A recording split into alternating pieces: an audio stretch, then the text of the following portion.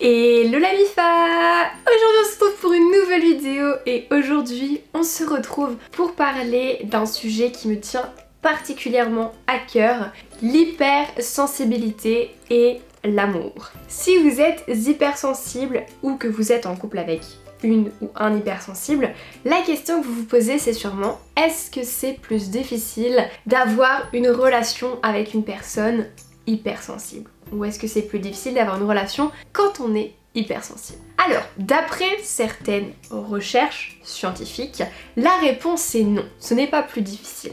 Par contre, moi-même en étant hypersensible, je peux vous assurer qu'il y a quelques challenges qu'on va devoir relever. Mais avant qu'on en parle, Mifa, j'aimerais vous inviter à me rejoindre sur ma chaîne Twitch, car comme vous le savez ou pas, je suis une grosse gameuse, je joue tous les soirs avec vous en live sur Twitch.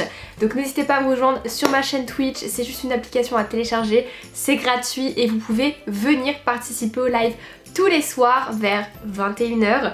Donc je vous laisse mon Twitch juste ici et puis on se retrouve là-bas.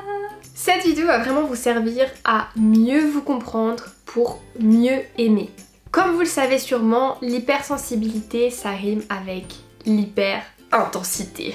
Quelqu'un qui est hypersensible va aimer trop. Il y a beaucoup de profondeur, d'intensité émotionnelle, beaucoup d'écoute, de compréhension, mais aussi beaucoup d'empathie. Donc ça donne de très belles relations.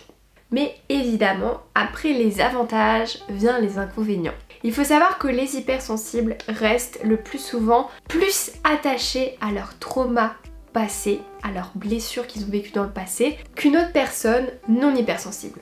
L'hypersensible va développer beaucoup plus facilement un attachement insécure. Pour ceux qui n'ont pas vu ma vidéo sur les styles d'attachement, sécure, insécure, anxieux, etc. N'hésitez pas à aller checker juste ici, je vous laisserai la vidéo. Et en fait, l'hypersensible avec son attachement insécure va développer une peur de l'abandon. Du style, je m'attache à toi, mais j'ai peur que tu m'abandonnes. Donc prouve-moi que tu m'aimes. Et c'est là où il y a des petits challenges qui se retrouvent dans une relation avec un ou une hypersensible, c'est de ce côté-là. Donc il y a 3 gros challenges quand on essaye d'être en couple avec un ou une hypersensible ou quand on est un ou une hypersensible qui veut être en couple. Le premier, c'est de faire attention de ne pas tomber dans un schéma relationnel négatif. Et là, quand je parle de schéma relationnel négatif, je parle évidemment de dépendance affective. Là, si tu es hypersensible, il faut faire attention que ton bonheur ne dépende que de toi. Il faut absolument que tu mises sur ton développement personnel, sur l'amour que tu portes à toi, sur tes projets, sur ta vie et que tu te rendes compte que ton bonheur ne dépend que de toi et de personne d'autre.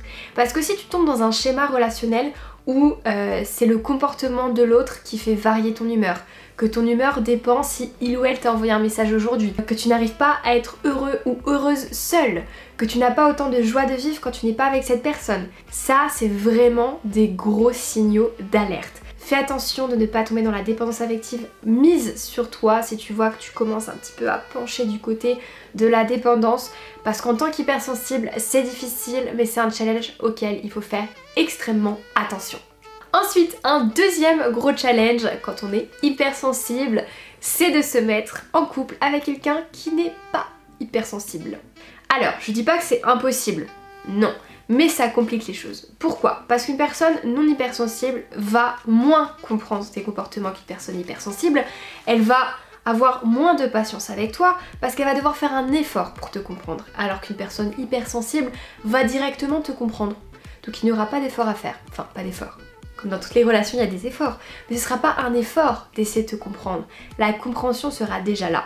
Cette personne hypersensible, du coup, va valoriser ton comportement parce qu'elle va le comprendre en étant aussi hypersensible. Alors que la personne non hypersensible va s'en lasser, ça va peut-être l'agacer, elle ne va pas comprendre, donc il va y avoir énormément de conflits dans la relation pour rien. Vraiment pour rien. Juste pour des besoins en amour différents. Et enfin, un troisième challenge pour tous les hypersensibles qui veulent se mettre en couple, c'est de faire face à la peur du rejet. Chaque hypersensible a du mal à dévoiler sa profondeur, a du mal à parler de ses sentiments, de ses émotions, parce qu'ils ont peur du rejet, de l'abandon, de l'échec, de l'humiliation. Et il faut énormément de temps et de patience pour réussir à apprivoiser une personne hypersensible. Vous n'allez pas pouvoir arriver, percer sa carapace comme ça du jour au lendemain et la personne va s'ouvrir. Non, les hypersensibles ont du mal à faire des rencontres car ils ont du mal à faire confiance et à se dévoiler. Parce que dans le passé, quand ils se sont dévoilés, ils ont eu du rejet, ils ont eu de la critique, ils ont eu de la dévalorisation, donc ils veulent vraiment être apprivoisés avant de dévoiler leur profondeur. Par contre, ils ont une extrême profondeur très intéressante à aller chercher, mais ils ne la donneront pas à tout le monde. Donc il faut faire attention ici sur ce troisième challenge à ne pas développer trop de défensive. Si vous êtes trop sur la défensive, que vous êtes trop en mode « oulala, ne m'approchez pas », vous n'allez pas pouvoir faire de rencontres et vous allez faire fuir les gens. Parce qu'en étant trop sur la défensive, on ne montre pas un côté de nous très attirant, très séduisant. Parce qu'on est juste là en mode « wow, don't touch me ». Et faites très attention, très attention. Si vous voulez sortir avec une personne hypersensible, vous ne pourrez pas la changer. Et n'essayez surtout pas de la changer parce que les hypersensibles détestent ça. Donc en résumé, oui, c'est possible d'avoir une relation en étant hypersensible. Il faut faire attention à ces 3 challenges et surtout travailler sur ces traumas passés, sur ces relations qui n'ont pas marché, sur toutes ces blessures qu'on a accumulées dans le temps. Mais je peux vous assurer que oui, c'est tout à fait possible. Du coup voilà la bifa, la vidéo est terminée, j'espère qu'elle vous aura plu. Si c'est le cas comme d'habitude, lâchez un pouce bleu et venez me dire en commentaire si vous vous êtes reconnu dans cette vidéo et si vous pensez être hypersensible. Balancez-moi ça dans les commentaires, ça m'intéresse grave. N'hésitez pas au passage à me rejoindre sur Instagram, c'est là-bas où je réponds à vos problèmes de cœur tous les vendredis à 18 h pendant les lives. Je vous fais participer, je réponds à votre problématique, donc si vous avez un problème, n'hésitez pas à me rejoindre sur Instagram. Et puis quand ça c'est fait, nous on se dit à dimanche pour une prochaine vidéo. Attendant, portez-vous bien, je vous fais des gros bisous.